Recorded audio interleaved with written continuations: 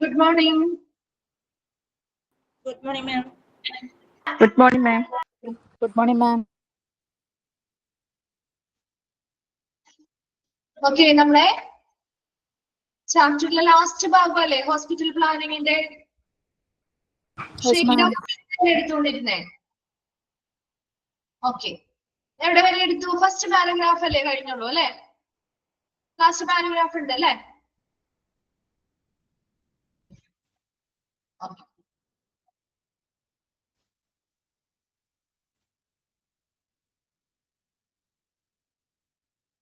Okay. ഇപ്പൊ shake down period ആണ് നമ്മൾ പറഞ്ഞുകൊണ്ടിരുന്നത്.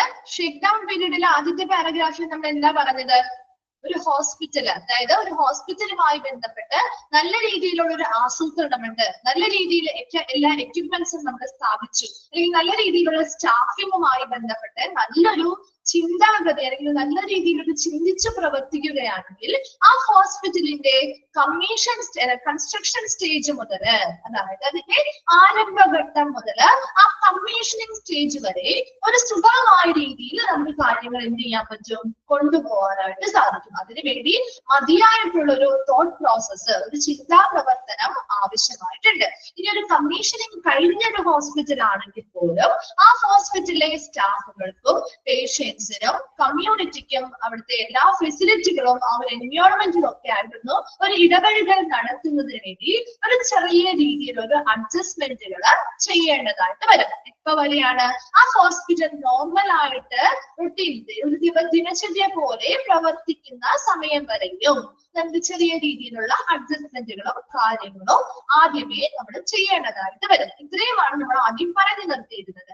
ഇനി അടുത്തതായിട്ട് നോക്കുന്ന പാരഗ്രാഫില് the period from the time of commissioning, ആ ഒരു പീരീഡ് ഒന്ന് അണ്ടർലൈൻ ചെയ്തിട്ടുണ്ട് കേട്ടോ. ചോദിക്കാനുള്ള ഒരു ഭാഗമാണ് എന്താണ് ഒരു ഷേക്ക് ഡൗൺ പീരിയഡ് എന്ന് ചോദിച്ചാൽ എഴുതേണ്ട ആൻസർ ആണ് ഇത്. The period from the time of commissioning of the hospital till it settled down into a satisfactorily functioning entity is the shakedown period. വളരെ ഇമ്പോർട്ടന്റ് ആണ്, നോട്ട് ചെയ്യാട്ടോ.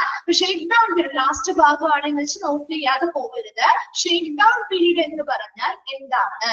So period from the time of commissioning of A hospital, ഒരു hospital commissioning ചെയ്യുന്ന സമയം മുതൽ, അതായത് commissioning ചെയ്യുന്ന സമയം മുതൽ till it settled down into a satisfactorily functioning entity. എന്താ, എവിടെ വരെയാണ്? കമ്മീഷനിങ് ചെയ്യുന്ന സമയം മുതൽ എവിടെ വരെയാണ്?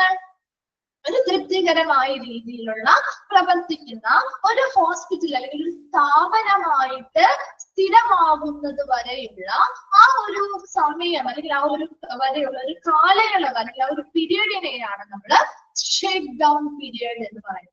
മനസ്സിലായോ? അപ്പൊ ഷേക്ക് ഡൗൺ പീരീഡ് എന്ന് പറഞ്ഞാൽ ഏത് കാലയളവാണ്? ഇവിടെ കമ്മീഷനിങ് ചെയ്യുന്നത് മുതൽ, അല്ലെ? ആ ഒരു സ്ഥാപനം കമ്മീഷനിങ് ചെയ്യുന്ന സമയം മുതൽ അത് നല്ല രീതിയിൽ തൃപ്തികരമായ രീതിയിൽ പ്രവർത്തിക്കുന്ന ഒരു സ്ഥാപനമായിട്ട് ഒരു സ്ഥിരതയിൽ എത്തുന്നത് വരെയുള്ള ആ ഒരു കാലയളവിനെയാണ് നമ്മൾ ഷേക്ക് ഡൗൺ പീരിയഡ് എന്ന് പറയുന്നത്. ഇപ്പൊ നമ്മുടെ വീട്ടിലാണെങ്കിലും നമ്മൾ എന്ത് ചെയ്തു? നമ്മുടെ വീടൊക്കെ പണിത് കഴിഞ്ഞ് നമ്മള് മുനിസിപ്പാലിറ്റി അല്ലെങ്കിൽ പഞ്ചായത്തിൽ നിന്നൊക്കെ അവര് നമ്പറും കാര്യങ്ങളും ഒക്കെ ഇട്ട് കഴിഞ്ഞാലും കുറച്ച് സമയം എടുക്കൂലേ ശരിയായ രീതിയിൽ നമ്മുടെ കയറി വീട് ഹൗസ് വാമിംഗ് നടത്തി കയറി താമസിക്കാനായിട്ട് കുറച്ച് സമയം എടുക്കാറുണ്ട് അല്ലെ? നോർമലായിട്ട് ആ ഒരു വീടായിട്ട് നമ്മൾ അവിടെ താമസിക്കാൻ വേണ്ടിയിട്ട് കുറച്ച് സമയം എടുക്കാറുണ്ട്. കാര്യം കുറച്ച് പ്രവർത്തനങ്ങൾ കാര്യങ്ങൾ അതിന്റെ ഇടയിൽ നമുക്ക് ചെയ്യേണ്ടതായിട്ടൊക്കെ വരാം. അപ്പൊ അങ്ങനെ ആ ഒരു കാലഘട്ടത്തെയാണ് ശരിക്കും ഷേക്ക് ഡൗൺ പീരീഡ് എന്ന് പറയുന്നത്. is the period during which it experiences its teething troubles. അതായത് ഇവിടെ teething trouble എന്ന് ഉദ്ദേശിച്ചിരിക്കുന്നത് നമ്മൾ എങ്ങനെ ഒരു കമ്മീഷനിങ് കഴിഞ്ഞാൽ പോലും ഈ ഒരു സ്ഥാപനം നന്നായിട്ട് പ്രവർത്തിക്കുന്ന രീതിയിലാക്കണമെങ്കിൽ കുറേയധികം ഇനിഷ്യൽ പ്രോബ്ലംസ് നമ്മൾ ഫേസ് ചെയ്യേണ്ടതായിട്ട് വരും. ആദ്യം തന്നെ കുറെ പ്രോബ്ലംസ് ഫേസ് ചെയ്യേണ്ടതായിട്ട് വരും ഏർലി സ്റ്റേജസിൽ. അതുമായി ബന്ധപ്പെട്ട എല്ലാ പ്രോബ്ലംസും നമ്മൾ ഈ ഒരു കാലഘട്ടത്തിൽ ഫേസ് ചെയ്യേണ്ടതായിട്ട് വരും. കുറേയധികം മാറ്റങ്ങൾ വരുത്തണമെങ്കിൽ കുറെ അഡ്വാൻസ്ഡ് ആയിട്ടുള്ള മോഡിഫിക്കേഷൻസും കാര്യങ്ങളും ഒക്കെ നമുക്ക് ഈ ഒരു കാലഘട്ടത്തിൽ ചെയ്തെടുക്കാൻ പറ്റും. അല്ലെങ്കിൽ നമ്മളൊരു വീട് ബിൽഡ് ചെയ്തത് മാത്രമല്ല, നമ്മൾ ആ ഒരു കമ്മീഷനിങ് കഴിഞ്ഞാൽ അല്ലെങ്കിൽ ആ ഒരു ഹോസ്റ്റൽ നമ്മൾ ആ ഒരു നമ്പറും കാര്യങ്ങളും ഇട്ട് കഴിഞ്ഞതിന് ശേഷമല്ലേ നമ്മൾ ആ വീട്ടിലെ മറ്റു മോഡിഫിക്കേഷൻസ് ചെയ്യുന്നത്, അല്ലെ? ആ കണക്ക് പ്രകാരമുള്ള കാര്യങ്ങളൊക്കെ ചെയ്ത് നമ്മൾ നമ്പർ ഇട്ട് കഴിഞ്ഞതിന് ശേഷമാണ് നമ്മൾ ആ വീട്ടില് ഒരു കിച്ചണിൽ എന്തൊക്കെ മോഡിഫിക്കേഷൻ വരുത്തണമോ അത് ചെയ്യും, ആൾട്രേഷൻസ് എന്തൊക്കെ വരുത്തണമോ എന്തൊക്കെ മാറ്റങ്ങൾ വരുത്തണമോ അത് ചെയ്യാറുണ്ട്. അതുപോലെ ഈ ഒരു ഷേക്ക് ഡൗൺ പീരിയഡിലോ ആ കമ്മീഷനിങ് കഴിഞ്ഞത് കൊണ്ട് തന്നെ നമുക്ക് ഓക്കെയാണ്. അതിന് വേണ്ടിയിട്ട് നമ്മൾ എന്ത് ചെയ്യും, അതിനനുസരിച്ചുള്ള ഒത്തിരി കാര്യങ്ങൾ ചെയ്യും.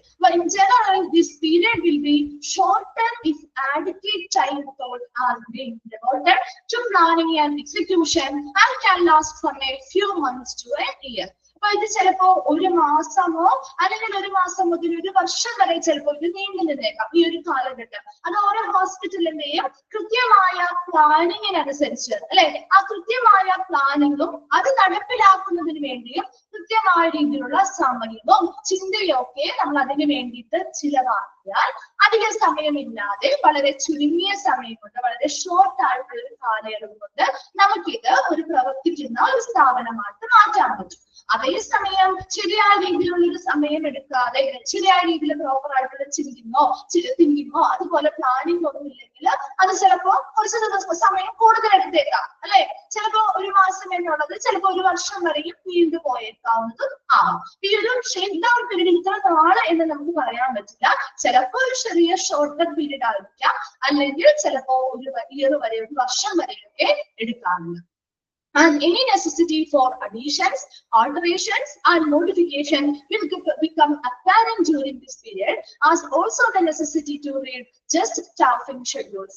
പിന്നെ ഒരു സ്ഥാപനം പ്രവർത്തിക്കണമെങ്കിൽ അവിടെ ഒരു ബിൽഡിംഗ് മാത്രം പോരാ, അതിനാവശ്യമായിട്ടുള്ള എന്തൊക്കെ അഡീഷൻസ്, എന്തൊക്കെ പുതിയ പുതിയ കാര്യങ്ങൾ നമുക്ക് കൂട്ടിച്ചേർക്കാൻ പറ്റോ, എന്തൊക്കെ മാറ്റങ്ങൾ വരുത്താൻ പറ്റോ, എന്തൊക്കെ മോഡിഫിക്കേഷൻസ് അല്ലെങ്കിൽ പരിഷ്കരണങ്ങൾ നടത്തണോ, അതൊക്കെ ഇതിന്റെ ഭാഗമായിട്ട് ഈ ഒരു കാലഘട്ടത്തിൽ നമുക്ക് എന്ത് ചെയ്യാം, നടത്താവുന്നതാണ്. അതോടൊപ്പം തന്നെ ആ സ്ഥാപനം, ഹോസ്പിറ്റൽ ആവുമ്പോൾ ആ സ്ഥാപനം വർക്ക് ചെയ്യണമെങ്കിൽ അതിനനുസരിച്ചുള്ള ആവശ്യമായ സ്റ്റാഫുകളെ നിയമിക്കുകയും അവരുടെ അതാത് ജോലികൾ ഷെഡ്യൂൾ ചെയ്ത് കൊടുക്കുകയും ചെയ്യണം.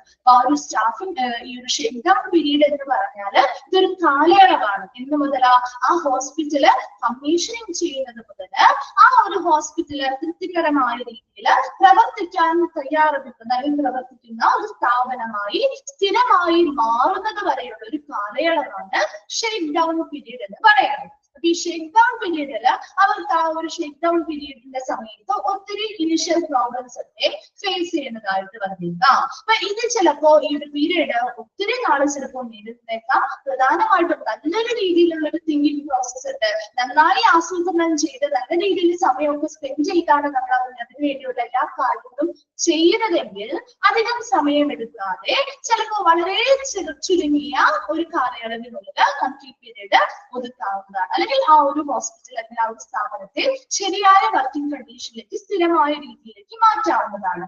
എന്നാൽ ശരിയായ രീതിയിലുള്ള ഒരു തിങ്കിങ്ങോ ടൈം സ്പെൻഡ് സമയം കൊടുക്കലോ ഒന്നും ഇല്ലാത്തത് കൊണ്ട് തന്നെ ചിലപ്പോൾ ഇതൊരു മാസം മുതൽ ഒരു വർഷം വരെയും ഇതിന്റെ ആ ഒരു കാലയളവ് ചിലപ്പോൾ നീണ്ടു പോയേക്കാം. ഈ ഒരു ഷേക്ക് ഡൗൺ പീരീഡില് നമുക്ക് ആവശ്യമായിട്ടുള്ള അഡീഷൻസ്, എന്തൊക്കെ പുതിയ പുതിയ കാര്യങ്ങളാണോ അതിൽ ഉൾപ്പെടുത്തേണ്ടത് അല്ലെങ്കിൽ കൂട്ടിച്ചേർക്കൽ നടത്തേണ്ടത്, എന്തൊക്കെ പരിഷ്കരണങ്ങൾ കൊണ്ടുവരണമെങ്കിൽ അത് ചെയ്യാം, എന്തൊക്കെ മാറ്റങ്ങൾ കൊണ്ടുവരണമെങ്കിൽ അത് ചെയ്യാം. അതുപോലെ തന്നെ ആ സ്റ്റാഫുകളെ കൃത്യമായിട്ട് നിയമിക്കുകയും അവർക്ക് കൃത്യമായ ഡ്യൂട്ടീസ് ഷെഡ്യൂൾ ചെയ്ത് കൊടുക്കുകയും ചെയ്യാനൊക്കെ ഉള്ളൊരു സമയം കൂടിയാണ് ഈ ഷേക്ക് ഡൗൺ പീരീഡ് എന്ന് പറയുന്നത്.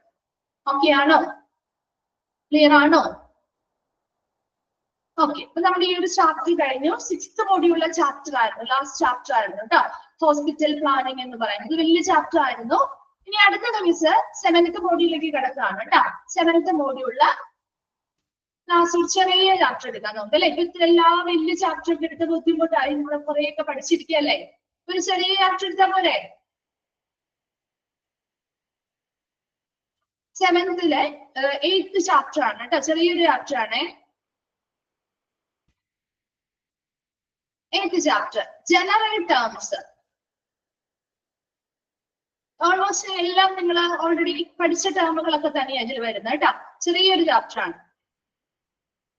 ഓക്കെ, മെഡിക്കൽ ടെർമിനോളജി പഠിച്ചതല്ലേ ഡിപ്ലോമയില്? നമ്മള് medical terminology പഠിച്ചായിരുന്നല്ലോ.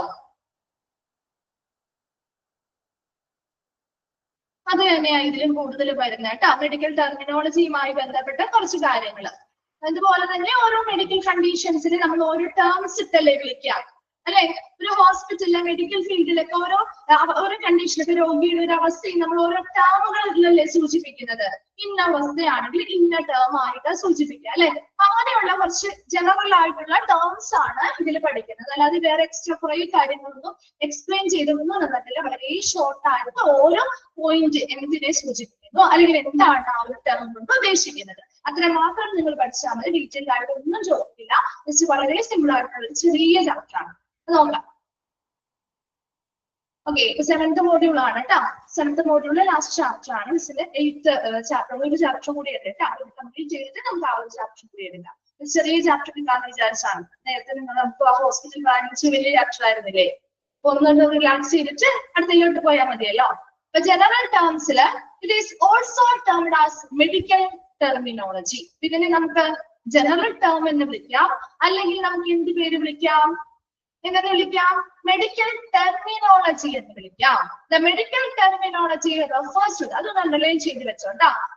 It's also termed as medical terminology. അപ്പൊ ഇതിനെ മറ്റൊരു പേര്, അതായത് ജനറൽ ടേംസ്, ഹോസ്പിറ്റലിൽ ഉപയോഗിക്കുന്ന മെഡിക്കൽ പരമായിട്ടുള്ള ജനറൽ ടേംസിനെ നമുക്ക് മെഡിക്കൽ ടെർമിനോളജി എന്നും വിളിക്കാവുന്നതാണ്. എന്താണ് ഒരു മെഡിക്കൽ ടെർമിനോളജി? അതാണ് അടുത്തതായിട്ട് പറയുന്നത്. Medical terminology refers to the vocabulary that medical professionals use to describe the body, what it does, disease that impact it, and procedure to correct it. Underline ചെയ്തിട്ട് ആ ഒരു ബോൾഡ് ലെറ്റേഴ്സിൽ കിടക്കുന്ന വേർഡ്സ് ചെയ്തോ? Definition ആണ് കേട്ടോ.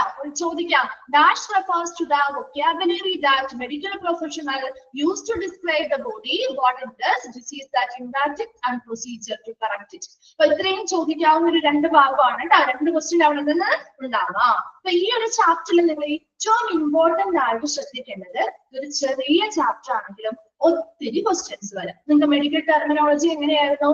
എത്ര ക്വസ്റ്റ്യൻ വേണമെങ്കിലും നമുക്ക് അതിൽ നിന്ന് ഇടാൻ പറ്റുമായിരുന്നു അല്ലേ? കാരണം ഓരോന്നും ഓരോ ക്വസ്റ്റ്യന്റെ ആൻസേഴ്സ് ആയിട്ട് വരും. അതുപോലെ തന്നെ ഈ ഒരു ചാപ്റ്റർ വളരെ ചെറുതാണെങ്കിലും ഏത് ഭാഗത്തു നിന്നും ക്വസ്റ്റ്യൻ പ്രതീക്ഷിക്കാം. നമുക്ക് ഇന്ന ഭാഗം മാത്രമേ പഠിക്കാൻ പറ്റുള്ളൂ, അല്ലെങ്കിൽ ഇന്നതാണ് കൂടുതലും ചോദിച്ചു കണ്ടിരിക്കുന്നതെന്ന് പറയാൻ പറ്റില്ല. കാരണം ഇതിലൊക്കെ ടേംസ് ആണ് വരുന്നത്. ഏത് ടേം ഉപയോഗിച്ച് നമുക്ക് ക്വസ്റ്റ്യൻ ഉണ്ടാകാം. അപ്പൊ അതുകൊണ്ട് ചെറിയ ചാപ്റ്റർ ആണ്, എളുപ്പമാണെങ്കിൽ കൂടി ഓരോ ടേമും എന്താണെന്ന് വ്യക്തമായിട്ട് നിങ്ങൾ മനസ്സിലാക്കി വെച്ചില്ലെങ്കിൽ ആൻസർ ചെയ്യുമ്പോൾ കൺഫ്യൂഷൻ ഉണ്ടാവും.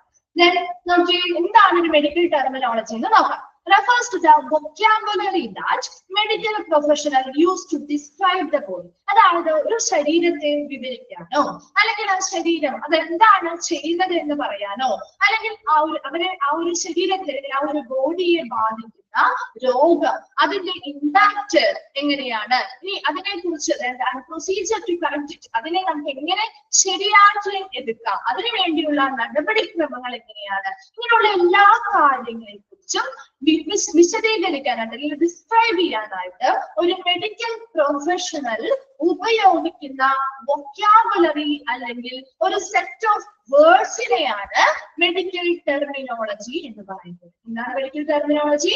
refers to the vocabulary that medical professionals ഉപയോഗിക്കുന്ന ഒരു സെറ്റ് ഓഫ് വേർഡ്സിനെ, ഈ വൊക്കാബുലറി പദാവലിയെയാണ് നമ്മൾ എന്തെന്ന് പറയാം? മെഡിക്കൽ ടെർമിനോളജി എന്ന് പറയുന്നത്. അപ്പൊ എന്തിനു വേണ്ടിയാണ് മെഡിക്കൽ പ്രൊഫഷണൽസ് ഇങ്ങനെയുള്ള വൊക്കാബുലറി അല്ലെങ്കിൽ സെറ്റ് ഓഫ് വേർഡ്സ് യൂസ് ചെയ്യുന്നത്?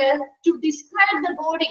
ഓരോ വ്യക്തികളുടെയും ബോഡിയെ വിവരിക്കാൻ വേണ്ടി, അവരുടെ ശരീരത്തെ വിവരിക്കാൻ, അത് ചെയ്യുന്നത് എന്താണോ അതിനെ വിവരിക്കാൻ, ശരീരം ചെയ്യുന്നത് എന്താണോ അതിനെ വിവരിക്കാൻ വേണ്ടി, ആൻഡ് ഡിസീസ് ദാറ്റ് ഇമ്പാക്ട്, അവരെ ബാധിക്കുന്ന രോഗങ്ങൾ അല്ലെ, അവരെ ബാധിക്കുന്ന ആ ഒരു ബോഡി അല്ലെങ്കിൽ ആ ഒരു ശരീരത്തെ ബാധിക്കുന്ന രോഗങ്ങളെ വിവരിക്കാനായിട്ട്, ആ പ്രൊസീജിയർ ടു കറക്റ്റ് ഇറ്റ്, എന്ത് ചെയ്യണം?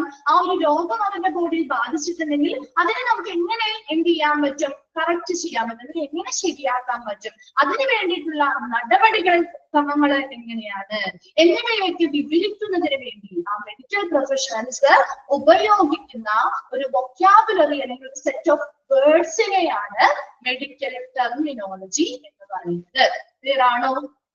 മനസ്സിലായോ എന്താണ് ഒരു മെഡിക്കൽ ടെർമിനോളജി എന്നുള്ള ഡെഫിനിഷൻ? ക്ലിയർ ആയോ? ഓക്കെ ആണോ?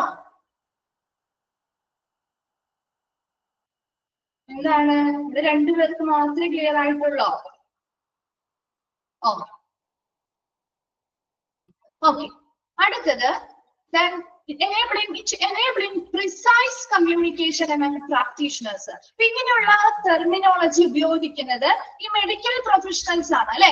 അവരങ്ങോട്ടും ഇങ്ങോട്ടും കമ്മ്യൂണിക്കേഷൻ നല്ല രീതിയിൽ അല്ലെങ്കിൽ ഒരു ആശയവിനിമയം നന്നായി നടത്തുന്നതിന് വേണ്ടി വളരെ കൃത്യമായിട്ടുള്ള ഒരു ആശയവിനിമയം നടപ്പിലാക്കുന്നതിന് വേണ്ടിയാണ് ഉപയോഗിക്കുന്നത്. അതായത് നമ്മളോട് അവർ ഈ മെഡിക്കൽ പ്രൊഫഷണൽസ് ഈ ടെർമിനോളജിയിലുള്ള വേർഡ്സ് ഉപയോഗിച്ചാണോ സംസാരിക്കാറ്?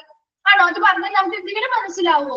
ഇല്ല അല്ലെ, നമുക്ക് മനസ്സിലാവുന്നില്ല. അതുകൊണ്ട് തന്നെ അവരുടെ ഇടയിൽ മെഡിക്കൽ പ്രൊഫഷണൽസിന്റെ ഇടയിൽ കമ്മ്യൂണിക്കേഷൻ നല്ല രീതിയിൽ മെഡിക്കൽ പ്രാക്ടീഷണേഴ്സിന്റെ ഇടയിൽ നടത്തുന്നതിന് വേണ്ടിയാണ് അവർ ഈ മെഡിക്കൽ ടെർമിനോളജീസ് അല്ലെങ്കിൽ ഈ പറയുന്ന ഇങ്ങനെയുള്ള വേർഡ്സ് ഒക്കെ യൂസ് ചെയ്യുന്നത്. The medical terms help describe the medical history of a patient through medical records, and should the patient require additional care, these records provide healthcare professionals with important information that aids in more accurate diagnosis and delivery of appropriate treatments. ഇനി എന്താ പറയുന്നത്?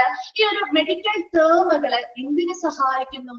ആ ഓരോ പേഷ്യന്റിനെയും medical history വിവരിക്കാനായിട്ട് സഹായിക്കുന്നു അല്ലെ. അപ്പൊ എന്തിനാണ് അവരുടെ മെഡിക്കൽ ഹിസ്റ്ററി ഉണ്ടായിരിക്കുക? ത്രൂ മെഡിക്കൽ റെക്കോർഡുകളിലൂടെയാണ് നമുക്ക് അവരുടെ മെഡിക്കൽ ഹിസ്റ്ററി കിട്ടുക അല്ലെ. ഓരോ പേഷ്യൻസിന്റെയും മെഡിക്കൽ ഹിസ്റ്ററി നമുക്ക് മെഡിക്കൽ റെക്കോർഡുകളുടെ സഹായത്തോടു കൂടിയാണ് കിട്ടുക അല്ലെ.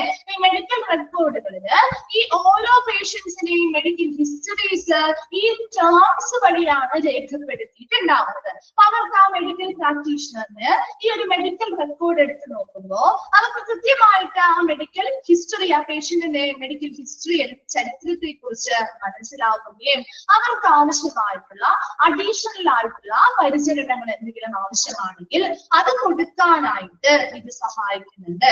അതുപോലെ തന്നെ ഈ മെഡിക്കൽ റെക്കോർഡുകളുടെ സഹായത്തോടു കൂടി ആ ഹെൽത്ത് കെയർ പ്രൊഫഷണൽസിന് ഇമ്പോർട്ടന്റ് ആയിട്ടുള്ള ഇൻഫർമേഷൻ ആ പേഷ്യന്റിനെ കുറിച്ചുള്ളത് ലഭ്യമാകുന്നുണ്ട് അല്ലെ. ഒരു മെഡിക്കൽ ഹിസ്റ്ററി മനസ്സിലാക്കിയാൽ ആ പേഷ്യന്റിന്റെ മുൻകാലങ്ങൾ മുതലുള്ള എല്ലാ ചരിത്രങ്ങളും അവിടെ ഉണ്ടാവും. എന്തൊക്കെ രോഗങ്ങൾ ബാധിച്ചിട്ടുണ്ട്, ഏതൊക്കെ ട്രീറ്റ്മെന്റുകൾ അവർക്ക് കൊടുത്തിട്ടുണ്ട്, എങ്ങനെയൊക്കെ ഫോളോ അപ്പുകളാണ് അവർ നടത്തിയിരിക്കുന്നത്, ഇനി എന്തെങ്കിലും സർജറിയോ കാര്യങ്ങളൊക്കെ അവർ വിധേയമായിട്ടുണ്ടോ, സ്ഥിരമായിട്ട് എന്തെങ്കിലും അവർ മരുന്നുകൾ കഴിക്കുന്നുണ്ടോ, ഇങ്ങനെയുള്ള എല്ലാ വിവരങ്ങളും ഇങ്ങനെയുള്ള എല്ലാ ഇൻഫർമേഷൻസും ആ പേഷ്യന്റിന്റെ ഈ മെഡിക്കൽ ഹിസ്റ്ററി നോക്കിക്കഴിഞ്ഞാൽ ആ ഹെൽത്ത് പ്രൊഫഷണലിന് മനസ്സിലാവും. More accurate diagnosis. അപ്പൊ അങ്ങനെ മനസ്സിലാവുന്നത് കൊണ്ട് തന്നെ അവർക്ക് കുറച്ചുകൂടി നല്ല രീതിയിൽ മെച്ചപ്പെട്ട രീതിയിൽ കൃത്യമായിട്ടുള്ളൊരു രോഗനിർണയം, ആ പേഷ്യന്റിനെ കുറിച്ചുള്ള ഒരു രോഗനിർണയം നടപ്പിലാക്കാനും അതിനനുസരിച്ച് ഉചിതമായിട്ടുള്ള ചികിത്സകൾ നൽകാനും സാധിക്കുന്നു. എന്നാൽ നമ്മൾ രണ്ടാമത്തെ പാരഗ്രാഫിൽ പറഞ്ഞത് സെന്റൻസില് ഈ മെഡിക്കൽ ടേംസ് വഴി എന്താണ് ഡിസ്ക്രൈബ് ചെയ്യുന്നത്? ശരിക്കും അത് വിവരിക്കുന്നത് ആ പേഷ്യന്റിന്റെ ഒരു വലിയൊരു പേഷ്യന്റിന്റെ മെഡിക്കൽ ഹിസ്റ്ററികള് കൃത്യമായിട്ട് നമുക്ക് വിവരിക്കാൻ സാധിക്കും. എന്തിനാണ് ഈ മെഡിക്കൽ ഹിസ്റ്ററി വിവരിച്ചിട്ടുണ്ടാവുക? മെഡിക്കൽ ടേംസ് ഉപയോഗിച്ച് എന്തിനാണ് ഹിസ്റ്ററി വിവരിക്കുന്നത്? മെഡിക്കൽ റെക്കോർഡുകളിലാണ് ഇത് നമ്മൾ ഡിസ്ക്രൈബ് ചെയ്യുന്നത് അല്ലെ. ആ മെഡിക്കൽ റെക്കോർഡുകളുടെ സഹായത്തോടു കൂടി പേഷ്യൻസിന് എന്തൊക്കെ അഡീഷണൽ പരിചരണം ആവശ്യമാണോ അത് നമുക്ക് കൊടുക്കാൻ പറ്റും. ആ പേഷ്യന്റിനെ കുറിച്ചുള്ള എല്ലാ ഇൻഫർമേഷൻസും ഈ പറയുന്ന ഹെൽത്ത് പ്രൊഫഷണലിന് ഈ മെഡിക്കൽ റെക്കോർഡുകളിലൂടെ ലഭ്യമാക്കുന്നത് കൊണ്ട് തന്നെ വളരെ കൃത്യമായിട്ടുള്ള ഒരു ഡയഗ്നോസിസ് അല്ലെങ്കിൽ രോഗനിർണയം അവർക്ക് നടത്താൻ പറ്റും. അതിലൂടെ അവർക്ക് ഉചിതമായിട്ടുള്ള ഏത് ട്രീറ്റ്മെന്റ് ആണോ കൊടുക്കേണ്ടത് അത് നൽകാൻ സാധിക്കുന്നു. വേഗം ഒന്ന് വായിച്ചു നോക്കിയ ഫസ്റ്റ് പാരഗ്രാഫ്.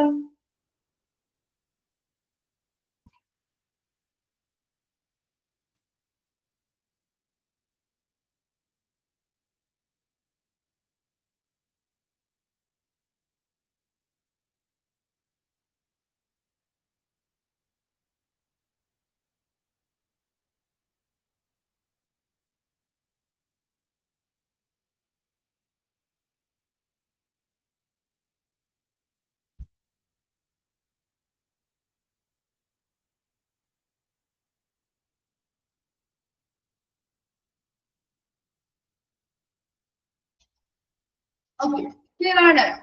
അടുത്ത ഭാഗത്തേക്ക് പോട്ടെ. Okay, next what is the importance of medical terminology in the healthcare field? ഒരു ഹെൽത്ത് കെയർ മേഖലയിലെ മെഡിക്കൽ ടെർമിനോളജിയുടെ പ്രാധാന്യം. ഒരു 4 പോയിന്റ്സ് പറഞ്ഞിട്ടുണ്ട്. ആ 4 പോയിന്റ്സ് ഇൻക്ലൂഡഡ് അല്ലാത്തത് ഏത് എന്ന രീതിയിൽ ചോദിക്കാം കേട്ടോ. അപ്പൊ ഒരു ഹെൽത്ത് കെയർ മേഖലയിലെ ഇതായിരിക്കും ചോദിക്കുക, ഒരു ഹെൽത്ത് കെയർ മേഖലയില് മെഡിക്കൽ ടെർമിനോളജിയുടെ പ്രാധാന്യം ഏതൊക്കെയാണ്, അതൊക്കെ ഏതൊക്കെ ഉൾപ്പെടാം എന്ന് ചോദിക്കുമ്പോൾ ഫസ്റ്റ് പോയിന്റ് ആണ് ഇംപ്രൂവ് പേഷ്യന്റ് കെയർ. പേഷ്യൻസിന് നല്ല രീതിയിലുള്ളൊരു പരിചരണം മെച്ചപ്പെടുത്താനായിട്ട് സഹായിക്കുന്നുണ്ട്. അതാണ് often patients don't understand the terminology that doctors use when discussing their condition or their treatment. ഇപ്പൊ നമ്മളൊരു പേഷ്യന്റ് ആയിട്ട് അവിടെ ഹോസ്പിറ്റലിൽ ഉണ്ടെങ്കിലും ആ പേഷ്യൻസ് അല്ലെങ്കിൽ അവരുടെ ഡോക്ടേഴ്സ് തമ്മിൽ അങ്ങോട്ടും ഇങ്ങോട്ടും സംസാരിക്കുന്ന കാര്യങ്ങൾ, ഇപ്പൊ നമ്മുടെ രോഗത്തെ കുറിച്ചുള്ള കണ്ടീഷനെ കുറിച്ചോ അല്ലെങ്കിൽ നമുക്ക് തരുന്ന ട്രീറ്റ്മെന്റുകളെ കുറിച്ചോ സംസാരിച്ചാൽ നമുക്ക് എന്തെങ്കിലും മനസ്സിലാവാറുണ്ടോ? കേൾക്കുമ്പോൾ പെട്ടെന്ന് മനസ്സിലാവോ അവർ സംസാരിക്കുന്നത്? ഇല്ല അല്ലെ? അപ്പൊ ഇവിടെയും അങ്ങനെ ഒരു സഹായം എന്ന് വെച്ചാൽ ആ കേൾക്കുന്ന ആ ഒരു പേഷ്യന്റിന് ഇവർ ഈ ടെർമിനോളജി ഉപയോഗിച്ചുകൊണ്ടാണ് ഇവര് കമ്മ്യൂണിക്കേഷൻ നടത്തുന്നത്. അതുകൊണ്ട് തന്നെ നമ്മുടെ ആ ഒരു അവസ്ഥയെ കുറിച്ച് ഡിസ്കസ് ചെയ്യുമ്പോഴോ അല്ലെങ്കിൽ നമുക്ക് തരുന്ന ട്രീറ്റ്മെന്റുകളെ കുറിച്ച് ഡിസ്കസ് ചെയ്യുമ്പോഴോ ഒന്നും ആ പേഷ്യന്റിന് ഇത് മനസ്സിലാവാറില്ല.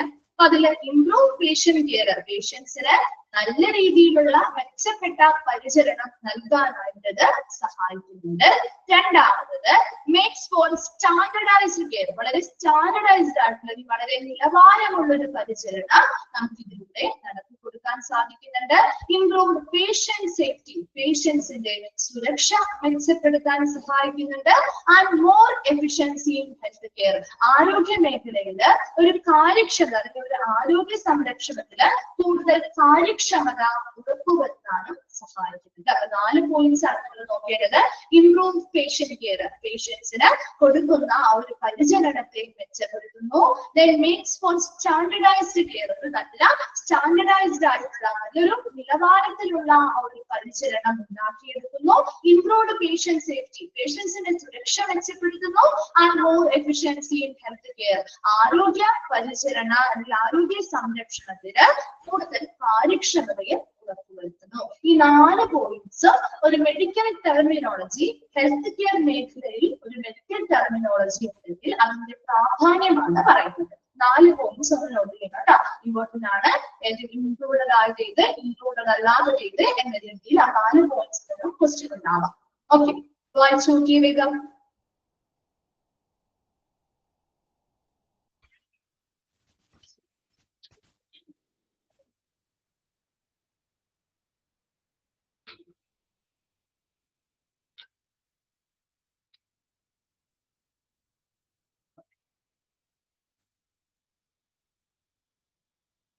ഇത്രയും സ്ട്രെങ്ത് ഉണ്ടാവാറുള്ളോ? കുറവാണല്ലോ. നമ്പർ 23 അളവിലേ ഉള്ളൂ. ഇത്രയും ഉണ്ടാവാറുള്ളോ? കുറവാണോ? ഇപ്പോ കുറവാണ്.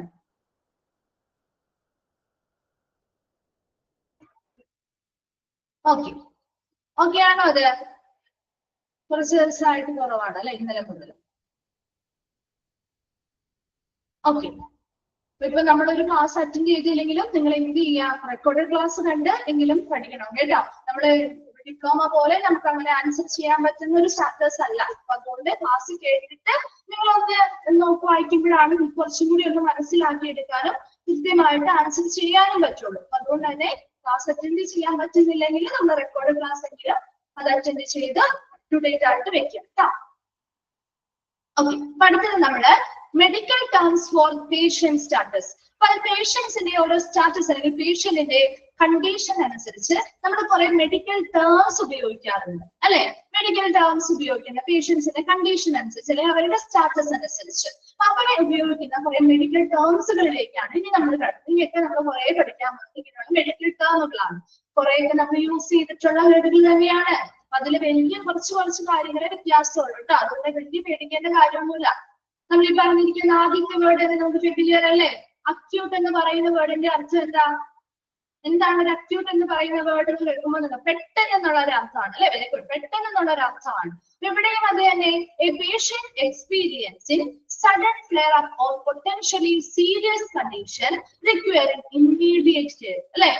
എങ്ങനെയുള്ള ഒരു പേഷ്യന്റ് ആയിരിക്കും? പേഷ്യന്റ് എക്സ്പീരിയൻസിങ് ഒരു പെട്ടെന്ന് പെട്ടെന്നുള്ള അവരുടെ ഒരു സ്ഥിതി, അപ്പൊ നോർമൽ ആയിട്ടിരിക്കുന്ന ഒരാളാവാം അല്ലെ, അവരുടെ കണ്ടീഷൻ പെട്ടെന്ന് വഷളാവുകയോ അല്ലെങ്കിൽ വളരെ ഗുരുതരമാവുകയോ ചെയ്യുന്ന ഒരു അവസ്ഥയാണ് അക്യൂട്ട് എന്ന് പറയുന്നത്. അപ്പൊ അവർക്ക് അങ്ങനെ ഒരു വഷള, അവര് നോർമൽ ആയിട്ടിരിക്കുന്ന ഒരു വ്യക്തി അവരുടെ അവസ്ഥ പെട്ടെന്ന് വഷളാവുകയോ അല്ലെങ്കിൽ ഗുരുതരമാവുന്ന ഒരു അവസ്ഥയിലേക്ക് എത്തുകയോ ചെയ്യുമ്പോൾ നമുക്ക് ഓട്ടോമാറ്റിക്കലി അവർക്ക് എന്ത് ആവശ്യമാണ്?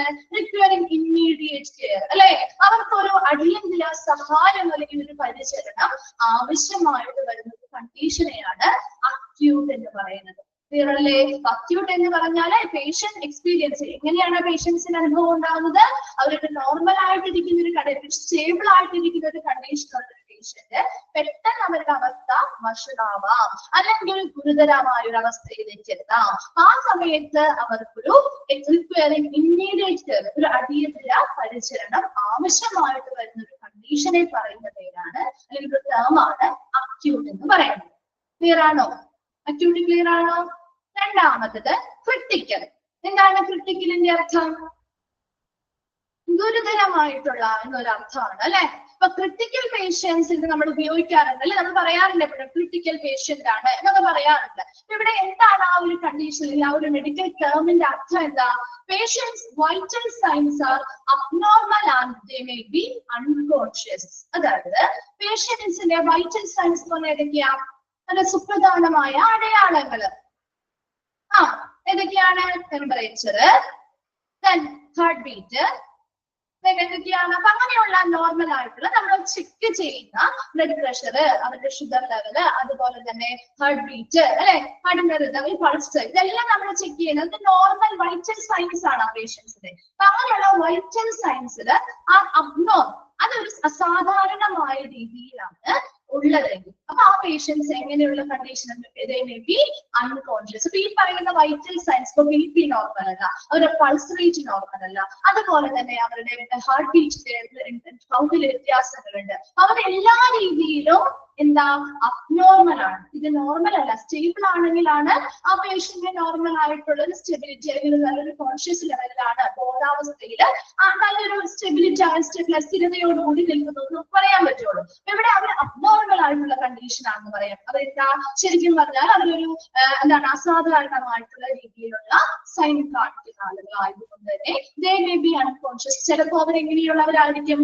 അബോധാവസ്ഥയിലേക്ക് പോകാൻ സാധ്യതയുണ്ട് അല്ലെ. ഒരു പ്രഷറൊക്കെ താന്നു പോയി കഴിഞ്ഞാൽ നമ്മുടെ ബോധം ഉണ്ടാവോ?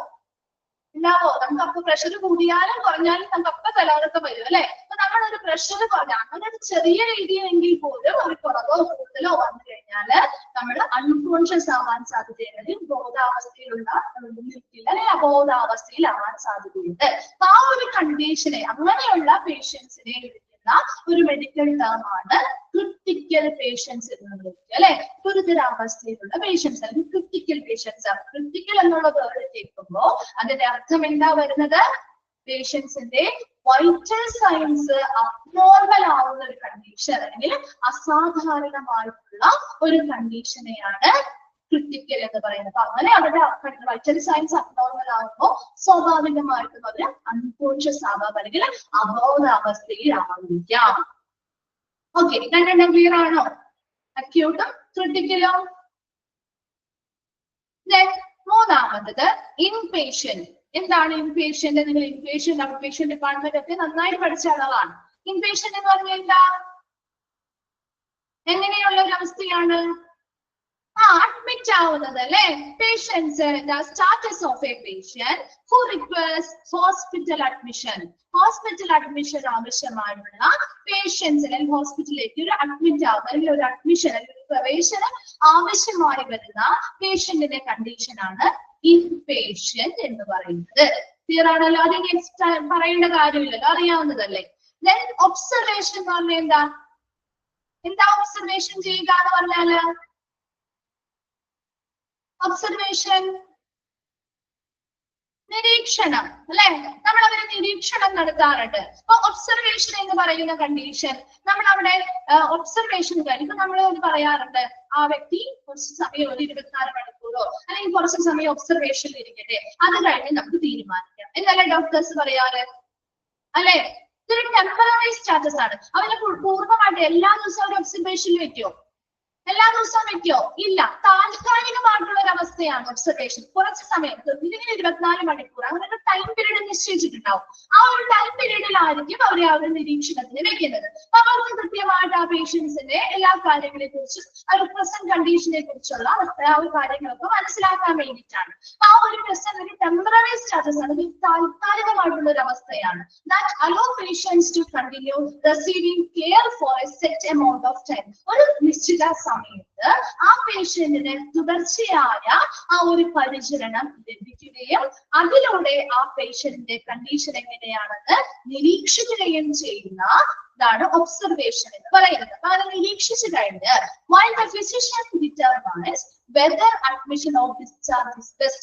അങ്ങനെ അവർ ഒരു കൃത്യസമയം ഒരു 24 മണിക്കൂറാണ് ആ പേഷ്യന്റിനെ ഒബ്സർവേഷന് വേണ്ടി വെക്കണമെന്ന് പറഞ്ഞിരിക്കുന്നതെങ്കിൽ ആ 24 മണിക്കൂറും ആ ഒരു set of amount of time അതാണ്. അവർ 24 മണിക്കൂറാണെന്ന് വിചാരിക്കും. ആ 24 മണിക്കൂറിൽ അവർക്ക് ആവശ്യമായ കണ്ടിന്യൂസ് ആയിട്ടുള്ള റെസീവിംഗ് കെയർ, പരിചരണം, തുടർച്ചയായ ഒരു പരിചരണം അവർക്ക് ലഭ്യമാക്കുന്നു.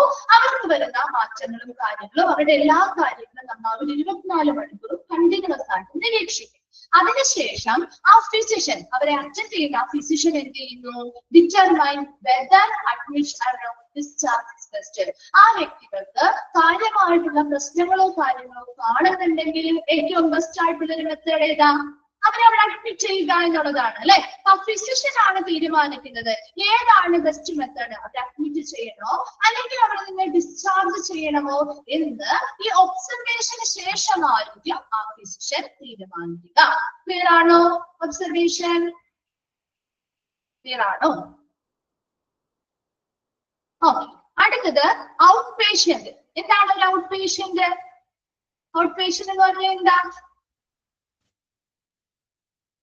കൺസൾട്ടേഷന് വേണ്ടി മാത്രം അല്ലെ.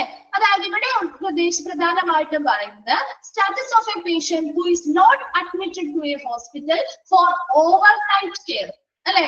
രാത്രികാല പരിചരണത്തിനായിട്ട് നമ്മൾ ആ ഹോസ്പിറ്റലിൽ അഡ്മിറ്റ് ആവാത്ത പേഷ്യൻസിന്റെ കണ്ടീഷനെയാണ് ഔട്ട് പേഷ്യന്റ് എന്ന് പറയുന്നത് അല്ലെ. ചിലപ്പോൾ നമ്മൾ കൺസൾട്ടേഷന് വേണ്ടി വന്ന് ചിലപ്പോൾ ട്രിപ്സോ കാര്യങ്ങളോ ഒക്കെ ഇട്ട് രാത്രി ആവുന്നതിന് മുൻപ് നമ്മൾ തിരിച്ചു പോരാറുണ്ട് അല്ലെ. രാത്രി അവിടെ അഡ്മിറ്റ് ആവുമ്പോൾ രാത്രി അവിടെ സ്റ്റേ ചെയ്യുമ്പോൾ നമ്മൾ ഇൻപേഷ്യന്റ് ആണ്. രാത്രി കാലങ്ങളിലെ പരിചരണങ്ങൾക്ക് വേണ്ടിയല്ലാതെ, പരിചരണത്തിനല്ലാതെ നമ്മൾ അവിടെ എന്ത് ചെയ്യുന്നുണ്ട്? ആ ഹോസ്പിറ്റലിൽ പോകുന്നുണ്ട്, കൺസൾട്ടേഷൻ വേണ്ടി പോവാറുണ്ട്, മറ്റെന്തെങ്കിലും ട്രീറ്റ്മെന്റുകൾക്ക് പോവാറുണ്ട്. പക്ഷെ നമ്മൾ അന്ന് തന്നെ തിരിച്ചു പോരാ ചെയ്യുന്നത് അല്ലെ. അങ്ങനെയുള്ള കണ്ടീഷനുള്ള പേഷ്യൻസിനെയാണ് ഔട്ട് പേഷ്യന്റ് എന്ന് പറയുന്നത്. This can include clinic visit. നമ്മൾ ക്ലിനിക്കിൽ പോയി സന്ദർശിക്കാറുണ്ട്. ക്ലിനിക്കുകൾ സന്ദർശിക്കാറില്ലേ? അത് ഔട്ട് പേഷ്യന്റ് സർവീസ് അല്ലേ? അതെ. Then same day surgery. ചില സർജറികൾ എങ്ങനെയാ? ഒത്തിരി സമയമൊന്നും എടുക്കില്ല. ചിലപ്പോൾ നമുക്ക് ഇന്ന് പോയിട്ട് അപ്പൊ കണ്ണിന്റെ ഒക്കെ സർജറികൾ എങ്ങനെയാണ്? നമ്മൾ രാവിലെ പോയി നമ്മൾ അവിടെ ചെന്ന് അവരുടെ സർജറി ഒക്കെ കഴിഞ്ഞിട്ട് നമുക്ക് അന്ന് തന്നെ തിരിച്ചു പോരാൻ പറ്റും. ആണോ? കണ്ടിട്ടുണ്ടോ? ചില സർജറിക്ക് വീട്ടിൽ അന്ന് തന്നെ അവർക്ക് തിരിച്ചു പോരാൻ പറ്റും. അപ്പൊ അങ്ങനെയുള്ള സർജറികളൊന്നും ഒക്കെ ഔട്ട് പേഷ്യന്റിൽ വരുന്നത് ആ ഒരു കണ്ടീഷനൊക്കെ. And one day emergency room visit. നമുക്ക് എന്തെങ്കിലും വളരെ പെട്ടെന്ന് എന്തെങ്കിലും ബുദ്ധിമുട്ടുകളൊക്കെ തോന്നിയിട്ടുണ്ട്, ഒരു നെഞ്ചുവേദനയൊക്കെ വന്നു, ചിലപ്പോൾ ഒരു ഗ്യാസിന്റെ ഒക്കെ ആവാം. എന്നാലും നമ്മൾ എന്ത് ചെയ്യാറുണ്ട്? ഒരു എമർജൻസി റൂമിൽ അല്ലെങ്കിൽ ക്യാഷ്വാലിറ്റി പോയിട്ട് അന്നത്തെ ദിവസം അവരെ ആവശ്യമായിട്ടുള്ള ട്രീറ്റ്മെന്റുകൾ എടുത്ത് ഒരു ദിവസം, അതായത് പകല് മാത്രം നമ്മൾ അവിടെ ട്രീറ്റ്മെന്റ് എടുത്ത് രാത്രിയൊക്കെ ആകുമ്പോഴേക്കും നമുക്ക് കുറയുകയാണെങ്കിൽ നമ്മൾ തിരിച്ചു പോരാറുണ്ട് അല്ലെ. അതാണ് one day emergency room visit. ചിലപ്പോൾ ഒരു ദിവസം മാത്രം നൈറ്റ് നിൽക്കാതെ നമ്മൾ തിരിച്ചു കുറയുമ്പോൾ തിരിച്ചു പോരാറുണ്ട്. അപ്പൊ അങ്ങനെയുള്ള എല്ലാ കേസുകളും എന്തിൽ ഉൾപ്പെടുന്നതാണ്? ഔട്ട് പേഷ്യന്റിൽ ഉൾപ്പെടുന്നതാണ്. ഔട്ട് പേഷ്യന്റ് എന്ന് പറഞ്ഞാൽ ആ ഒരു പേഷ്യന്റിന് എന്ത് കണ്ടീഷനാണ്? Who is not admitted to a hospital for overnight care. രാത്രികാല പരിചരണത്തിനായി ഹോസ്പിറ്റലിൽ അഡ്മിറ്റ് ആവാത്ത പേഷ്യന്റിന്റെ കണ്ടീഷനെയാണ് ഔട്ട് പേഷ്യന്റ് എന്ന് ഉദ്ദേശിക്കുന്നത്. അവിടെ എന്തിനൊക്കെ ഉൾപ്പെടാം? ഒരു ക്ലിനിക്ക് സന്ദർശിക്കുന്നതുമായി ബന്ധപ്പെട്ടത് വരാം, അല്ലെങ്കിൽ ഒരു സെയിം ഡേ തന്നെ സർജറി കഴിഞ്ഞ് തിരിച്ചു പോരുന്നതാവാം, അല്ലെങ്കിൽ ഒരു വൺ ഡേ എമർജൻസി റൂം സന്ദർശിച്ച് അന്ന് തന്നെ തിരിച്ചു പോകുന്നതും എല്ലാം ഔട്ട് പേഷ്യന്റ് ടേമില് വരുന്നതാണ്. അപ്പൊ ഇത്രയും ആ ഒരു വേർഡിൽ ആ പേജിലുള്ള അത്രയും വേഗം ഒന്ന് വായിച്ചു നോക്കി.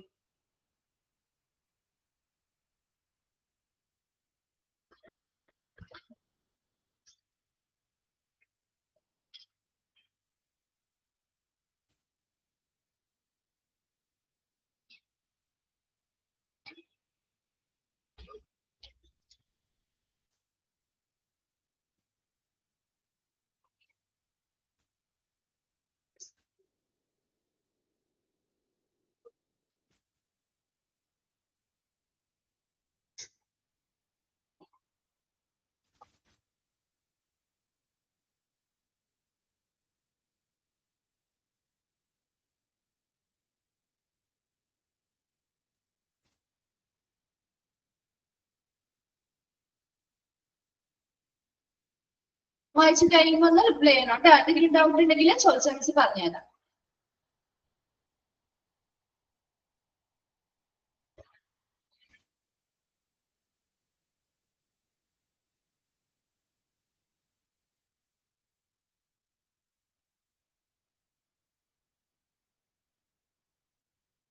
ഓക്കെ, ക്ലിയർ ആണോ?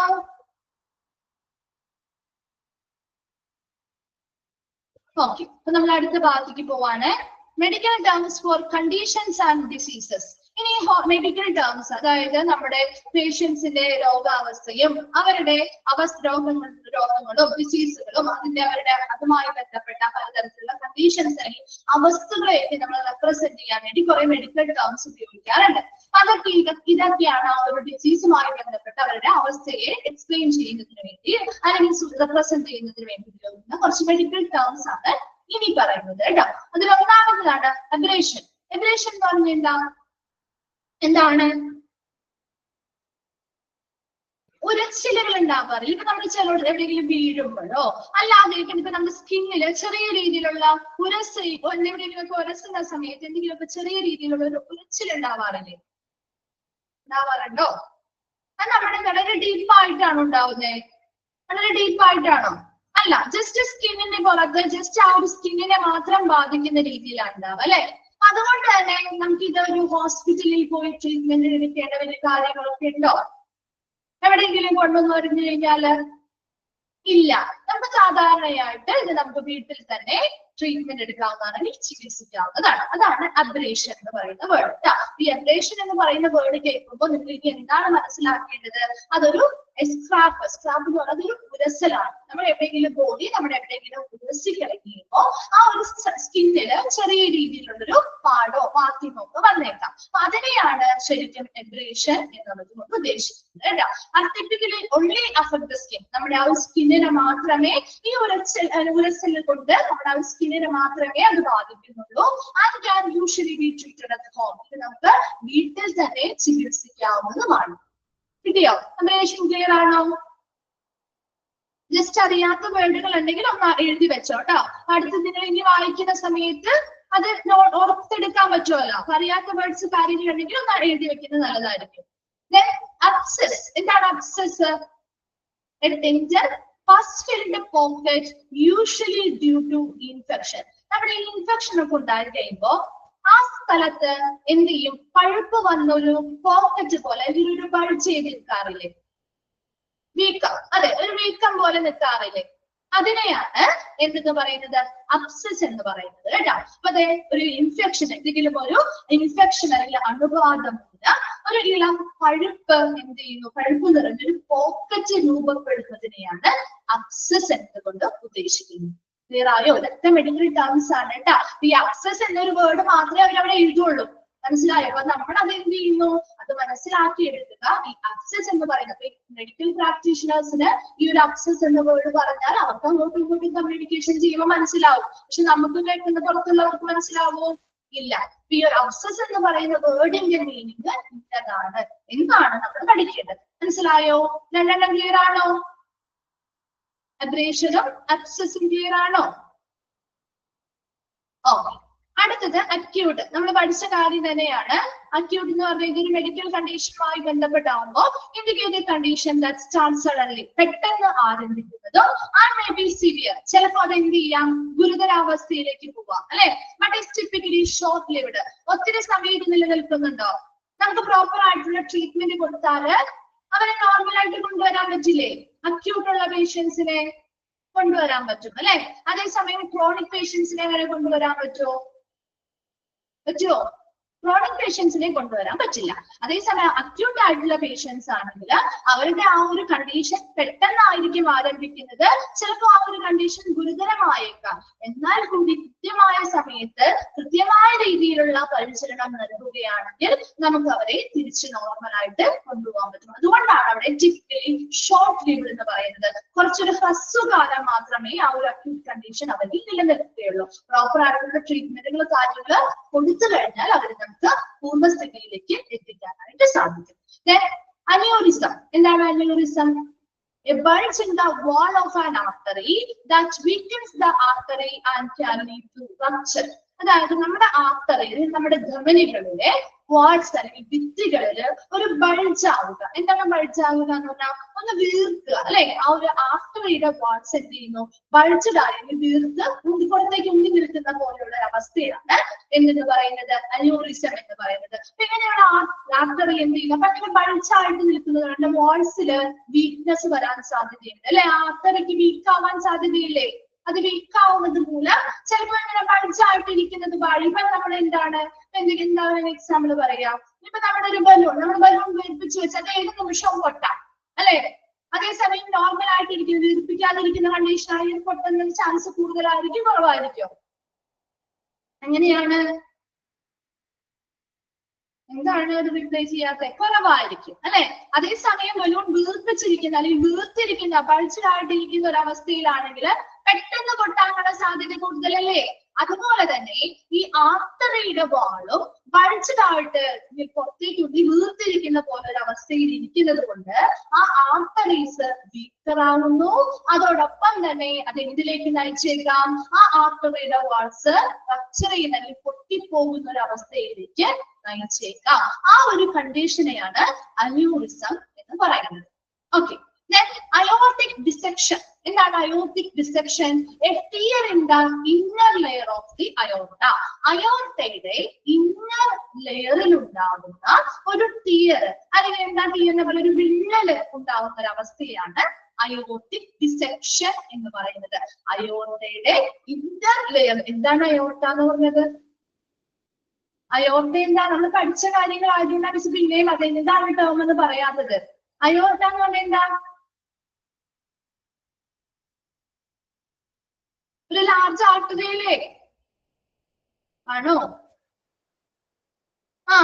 ഹാർട്ടുമായി ബന്ധപ്പെട്ട ഒരു ലാർജ് ആർട്ടറി, ഇത് ലെഫ്റ്റ് വെൻട്രിക്കിളിൽ നിന്ന് എക്സിസ്റ്റ് ചെയ്യുന്ന ഒരു ലാർജ് ആർട്ടറിയാണ് അയോർട്ട എന്ന് പറയുന്നത് അല്ലെ. അപ്പൊ അയോർട്ടയിലൂടെ ബ്ലഡ് പമ്പ് ചെയ്ത് കൊടുക്കാട്ട് ബ്ലഡ് പമ്പ് ചെയ്യുന്നുണ്ട്. ആ ഒരു അയോർട്ടയുടെ ഇന്നർ ലെയറിൽ ഒരു വിള്ളൽ വീഴുന്നതിനെയാണ് അയോർട്ടിക് ഡിസെക്ഷൻ എന്ന് പറയുന്നത്. അത്രയും വേഗം ഒന്ന് വായിച്ചു നോക്കി അയോർട്ടിക് ഡിസെക്ഷൻ പറയും. ഏതെങ്കിലും റിപ്പീറ്റ് ചെയ്യണമെങ്കിൽ വെച്ച് പറഞ്ഞുതരാം. ജസ്റ്റ് ആ ഓരോ പോയിന്റ്സ് ഉള്ളൂ, അതൊന്നും അങ്ങനെ തന്നെ ഒന്ന് മനസ്സിലാക്കി വെക്കണം കേട്ടോ.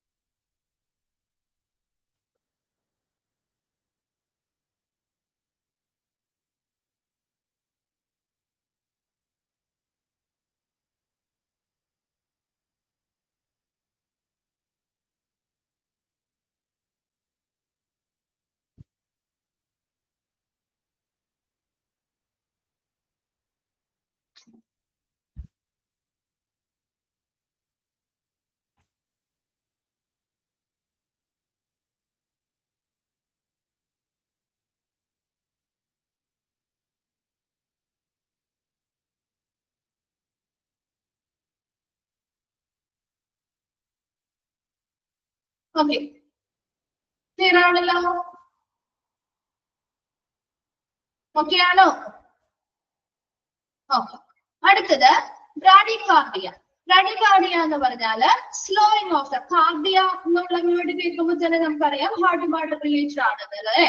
A slowing of the heart rate typically less than 60 beats per minute for adults. അതായത് ഹാർട്ട് റേറ്റ് അല്ലെങ്കിൽ നമ്മുടെ ആ ഒരു വ്യക്തിയുടെ ഹൃദയസ്പന്ദനം അല്ലെങ്കിൽ ആ ഹൃദയമിടിപ്പ് കുറയുന്ന ഒരു അവസ്ഥയാണ് ബ്രാഡികാർഡിയ എന്ന് പറയുന്നത്. അതായത് സാധാരണയായിട്ട് less than 60 beats per minute for adult. അഡൾട്ടിന് ഒരു 60 ബീറ്റിൽ കുറവാണ് ഇങ്ങനെയുള്ള ആളുകളുടെ ഹാർട്ട് ബീറ്റ് അല്ലെങ്കിൽ ഹൃദയമിടിപ്പ് ഉണ്ടാകുക.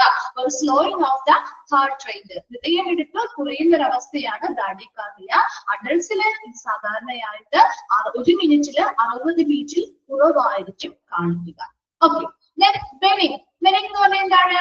Usually it reference to tumours or growth, meaning not cancerous or malignant. ഇപ്പൊ നമ്മുടെ ബോഡിയിൽ ചില മുഴകൾ കാണാറുണ്ട് അല്ലെ. ചില വളർച്ചകൾ ചിലയിടങ്ങളിൽ കുറച്ച് വളർച്ച പോലെ നമുക്ക് തോന്നാറുണ്ട്. ഗ്രോത്ത്, ഒരു അസാധാരണമായിട്ടുള്ളൊരു ഗ്രോത്ത് ഒക്കെ കാണാറുണ്ട് അല്ലെ. അതിനെയാണ് ശരിക്കും ബെനിങ് എന്നതുകൊണ്ട് ഉദ്ദേശിക്കുന്നത്. അപ്പൊ ചില മുഴകളൊക്കെ നമ്മൾ റിമൂവ് ചെയ്ത് കളയാറുണ്ട്. ഡോക്ടേഴ്സ് ഗ്രോത്ത് വന്നിരിക്കുന്നതോ അല്ലെങ്കിൽ ട്യൂമേഴ്സ് പോലെയുള്ളവയൊക്കെ എന്ത് ചെയ്യാറുണ്ട്, അവർ റിമൂവ് ചെയ്ത് കളയാറുണ്ട്. കാരണം എന്തുകൊണ്ടാ, അത് പിന്നെ ചിലപ്പോ പിന്നെ നമുക്ക് അതുമായി ബന്ധപ്പെട്ട് യാതൊരുവിധ പ്രശ്നങ്ങളും ഭാവിയിൽ ഉണ്ടാവാറുമില്ല അല്ലെ. അങ്ങനെയുള്ള കണ്ടീഷനാണ് ബെനിങ് എന്ന് പറയുന്നത്. അതായത് ഇതൊരു ക്യാൻസറസ് ആയിട്ടുള്ള ഒരു കണ്ടീഷൻ അല്ല. അതുപോലെ മാലിഗ്നന്റ് പല മാരകമായിട്ടുള്ളതോ അല്ലെങ്കിൽ ഭയാനകമായിട്ടുള്ള ഒരു കണ്ടീഷനോ അല്ല. ജസ്റ്റ് ആ ഒരു ഭാഗത്ത് എന്തെങ്കിലും മുഴകൾ പോലെയോ ടിഷ്യൂസ് ഒക്കെ ഓവർ ഗ്രോത്ത് ആവുന്നുണ്ട് അല്ലെങ്കിൽ വളർച്ച, അസാധാരണമായിട്ട് വളർച്ച കൊണ്ട് ആ ഒരു ഭാഗത്ത് മാത്രം ട്യൂമേഴ്സ് അല്ലെങ്കിൽ മുഴകൾ പോലെയോ അല്ലെങ്കിൽ ഗ്രോത്ത് പോലെയോ കാണപ്പെടും. അത് അവിടെ നിന്ന് നമ്മൾ റിമൂവ് ചെയ്ത് മറ്റുള്ളവർക്ക് സ്പ്രെഡ് ആവില്ല. മനസ്സിലായോ? ബെനിങ്ങിന്റെ പ്രത്യേകത അതാണ്. അവിടെ വളർച്ച ഉണ്ടായിരുന്നെങ്കിൽ അത് അവിടെ മാത്രമേ ഉണ്ടാവുള്ളൂ, അത് സ്പ്രെഡ് ആവുന്നില്ല. അപ്പൊ അതുകൊണ്ട് തന്നെ നമുക്കത് പ്രോപ്പർ ആയിട്ട് റിമൂവ് ചെയ്തിട്ട് കളഞ്ഞ് പ്രൊസീജിയർ എടുത്തു കഴിഞ്ഞാൽ പിന്നെ അത് പേടിക്കേണ്ട കാര്യമില്ല. അത് ക്യാൻസറസ് അല്ല എന്നാണ് ഇതിലെ അർത്ഥം. മനസ്സിലായോ? ഇനി അടുത്തത് ബയോപ്സി. ഇതുമായി ബന്ധപ്പെട്ട് നമ്മൾ പഠിക്കുന്ന ഒരു ടേമാണ് ബയോപ്സി എന്ന് പറയുന്നത്. എന്താണ് ബയോപ്സി? ഒരു ചെറിയ സാമ്പിൾ എടുക്കുകയാണ് അല്ലെ ടിഷ്യൂന്റെ. എന്തിനു വേണ്ടി? that it's taken for testing to discover the cause or extent of a disease. ഒരു രോഗത്തിന്റെ കാരണം എന്താണ്, അതിന്റെ വ്യാപ്തി എത്രത്തോളം ഉണ്ട് എന്നൊക്കെ അറിയുന്നതിന് വേണ്ടി നമ്മൾ ടെസ്റ്റ് ചെയ്ത് നോക്കാൻ വേണ്ടി ഒരു ടിഷ്യൂസിന്റെ ആ ഒരു ഭാഗത്തെ ടിഷ്യൂസിന്റെ സാമ്പിൾ ശേഖരിക്കുന്നതിനെയാണ് ബയോപ്സി എന്ന് പറയുന്നത്.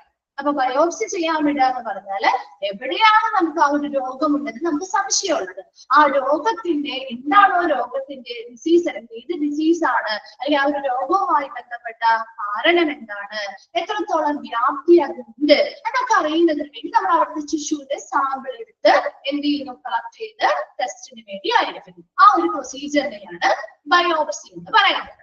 ദെൻ ക്രോണിക്, നമ്മൾ അക്യൂട്ട് പറഞ്ഞിരുന്നു. അടുത്തത് ക്രോണിക് ആണ്. ക്രോണിക് എന്നതിന്റെ അർത്ഥം എന്താ? എന്താണ് ക്രോണിക് എന്നതിന്റെ അർത്ഥം? അക്യൂട്ട് എന്ന് പറഞ്ഞാൽ പെട്ടെന്ന് പറഞ്ഞു വിട്ടുമാറാത്തതാവാം അല്ലെങ്കിൽ ഒരു ഗുരുതരമായിട്ടുള്ള ഒരു സീരിയസ് കണ്ടീഷൻ ആണ് ക്രോണിക് എന്ന് പറയുന്നത് അല്ലെ. Signifies A recurring persistent condition usually more than 3 months. ഇതൊരു കുറഞ്ഞത് ഇതൊരു 3 മാസമെങ്കിലും നമുക്ക് ആ ഒരു ക്രോണിക് കണ്ടീഷൻ വന്നു കഴിഞ്ഞാല് അത് നിലനിൽക്കും. അതായത് അത്ര പെട്ടെന്ന് നമുക്ക് മാറുന്നൊരു കണ്ടീഷൻ അല്ല. റിക്കറിങ്, എന്താണ് റിക്കറിങ് എന്ന് പറഞ്ഞാല് വീണ്ടും വീണ്ടും തുടരെ നമുക്ക് അതേ അവസ്ഥ എന്ത് ചെയ്യുന്നു, വരികയും ചെയ്യും. അതുപോലെ തന്നെ ആവർത്തിച്ചു വരികയാണ് ചെയ്യല്ലേ. ആ പെർസിസ്റ്റന്റ് കണ്ടീഷൻ, സ്ഥിരമായിട്ട് അത് നിലനിൽക്കുന്ന ഒരു അവസ്ഥയാണ്. ഒരിക്കലും ഒരു പ്രാവശ്യം വന്നു പെട്ടെന്നൊരു അവർക്കൊരു ബുദ്ധിമുട്ട് വന്നാൽ പോലും അത് മാറണമെങ്കിൽ അതെന്ത് ചെയ്യുന്നു, ചിലപ്പോൾ ഒന്നില്ലെങ്കിൽ ആവർത്തിച്ച് അത് തന്നെ വരാം, അല്ലെങ്കിൽ അത് സ്ഥിരമായിട്ട് അവര് നിലനിൽക്കുന്ന ഒരു കണ്ടീഷനാണ് ക്രോണിക് എന്ന് പറയുന്നത്. ആ യൂഷ്വലി മോർ ദാൻ 3 months, ഒരു 3 മാസമെങ്കിലും അത് അവരെ വിട്ടുമാറാതെ അവരെ പിന്തുടരുകയും ചെയ്യും. കിട്ടിയോ? ക്രോണിക് എന്താന്നുള്ളത് നമ്മൾ ഓൾറെഡി എക്സാമ്പിളുകളൊക്കെ മുൻപേ പഠിച്ചിട്ടുള്ളതാണ് കേട്ടോ. അതുകൊണ്ടാണ് കൂടുതൽ പറയാത്തത്. ജസ്റ്റ് ഇത്രയും മാത്രം നിങ്ങൾ മനസ്സിലാക്കി വെച്ചാൽ മതി. Contusion. എന്താണ് contusion? A bruise typically from impact or force. എന്തായിരിക്കും? ഒരു ഇമ്പാക്ട്. ഇപ്പൊ നമ്മുടെ മേത്ത് എന്തെങ്കിലും ഒരു സാധനം വന്ന് ഇടിക്കുകയാണെന്ന് വിചാരിക്കാം. എന്താ ഉണ്ടാവാ നമ്മുടെ ബോഡിയിൽ? ഇടിച്ചു കഴിയുമ്പോ എന്തെങ്കിലും ഒരു പാട് വരാറുണ്ടോ? ഒന്നും വരാറില്ലേ? ചതവ് വരും അല്ലെ. ആ ചതവിനെയാണ് contusion അല്ലെങ്കിൽ ബ്രൂയിസ് എന്ന് പറയുന്നത്. രണ്ട് വേർഡും ഒന്ന് തന്നെയാണ് കേട്ടോ. contusion അല്ലെങ്കിൽ ബ്രൂയിങ് എന്ന് പറയുന്നത് typically from an impact or force, എന്തെങ്കിലും ആഘാതത്തിലോ അല്ലെങ്കിൽ എന്തെങ്കിലും സാധനം നമ്മൾ ബലപ്രയോഗമൊക്കെ നടത്തുമ്പോൾ വരാറുണ്ട് അല്ലെ. ഇപ്പൊ നമ്മുടെ വീട്ടിൽ എന്തെങ്കിലും ബലപ്രയോഗം നടത്തുമ്പോൾ അല്ലെങ്കിൽ നമ്മൾ എന്തിനെങ്കിലും ഒക്കെ പോയി വീഴുന്ന സമയത്തോ അല്ലെങ്കിൽ എന്തെങ്കിലും നമ്മുടെ മേത്ത് അപ്രതീക്ഷിതമായിട്ട് ആഘാതം അല്ലെങ്കിൽ വീഴുന്ന കഴിയുമ്പോഴൊക്കെയാണ് പ്രധാനമായിട്ടും ഈ ചതവ് ഉണ്ടാവുന്നത്. അപ്പൊ എന്തെങ്കിലും ഒരു വലിയ രീതിയിലുള്ള ആഘാതമായി ബന്ധമായിട്ടായിരിക്കാം അല്ലെങ്കിൽ ഒരു ബലപ്രയോഗത്തിന്റെ ഫലമായിട്ടോ ഉണ്ടാവുന്ന ചതവിനെയാണ് contusion എന്ന് പറയുന്നത്. ഓക്കെ, അപ്പൊ അറിയാത്തതുണ്ടെങ്കിൽ ഒന്ന് നോട്ട് ചെയ്ത് വെക്കേ. സൈനോസിസ് എന്ന് പറഞ്ഞാൽ എന്താ? The condition resulting in bluish skin stems from lack of oxygen in the blood. നമ്മുടെ ബ്ലഡില് ഓക്സിജന്റെ അഭാവം വരുന്ന സമയത്ത് നമ്മുടെ ബോഡി എന്ത് ചെയ്യുന്നു, ഒരു ഇളം നീല കളർന്നൊരു നിറം നമ്മുടെ ബോഡിയിലേക്ക് വരാം. ആ ഒരു കണ്ടീഷനെയാണ് സയനോസിസ് എന്ന് പറയുന്നത്. എന്തുകൊണ്ടാണ് ആ ഒരു ഇളം നീല നിറത്തിൽ വരുന്ന കണ്ടീഷൻ വരുന്നത്? നമ്മുടെ ബ്ലഡില് ആവശ്യമായ ഓക്സിജൻ ഇല്ലാത്തതിന്റെ അല്ലെങ്കിൽ ഓക്സിജന്റെ അഭാവം മൂലം നമ്മുടെ ബ്ലഡ് സ്കിന്നിന് ഒരു ബ്ലൂയിഷ് നിറം, ഒരു നീല നിറത്തിലുള്ള നീല കളറിനൊരു നിറം വരാറുണ്ട്. ആ ഒരു കണ്ടീഷനെയാണ് സൈനോസിസ് എന്ന് പറയുന്നത്. ഓക്കെ, ഇത്രയും വരെയാണ്. വേഗം വായിച്ചു നോക്കി. തിരിയെടുക്കണ്ടല്ലോ, അതൊക്കെ ക്ലിയർ ചെയ്ത് പോവാന്ന് വിചാരിച്ചു.